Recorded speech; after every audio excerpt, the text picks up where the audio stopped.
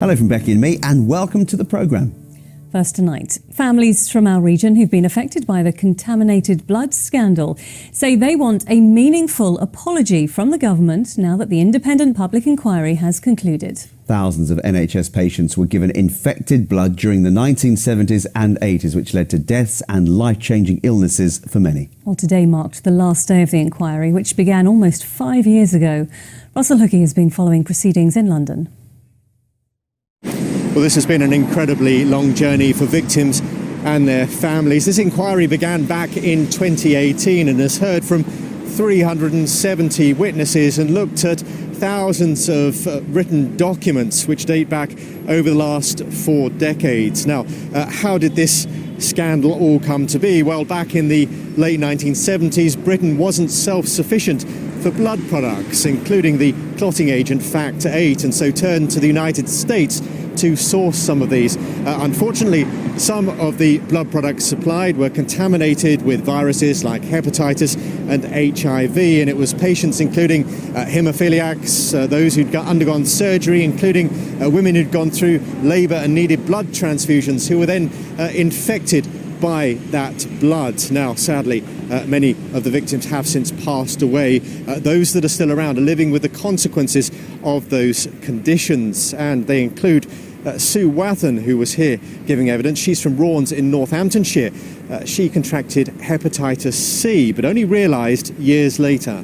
I wasn't old when this happened to me. I was in my 20s when this happened to me. And some people that this happened to were children. And it affected entire families. And I just think it's so tragic. And it shouldn't be swept under the carpet. Well, also giving evidence to the inquiry was Rosemary Calder, who also comes from Northamptonshire. Her son Nicholas passed away after contracting HIV in 1999. We've heard all this evidence and we now know that it could have been avoided. It needn't have happened. It's just that they chose to ignore the warning signs, and not just one person, just so many people chose to ignore it.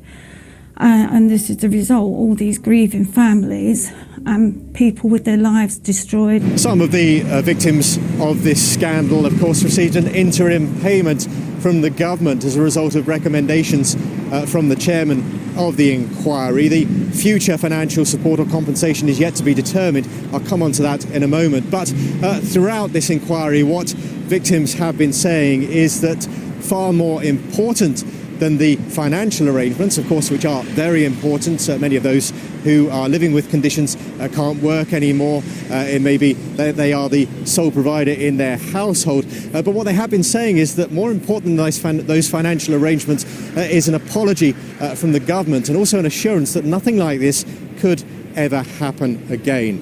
Now, concluding the inquiry this afternoon, the chairman said that he would be making a further interim statement on compensation arrangements. He's already told the Paymaster General that he will be making that statement before Easter, although the remainder of his findings in the report will not be published until the autumn.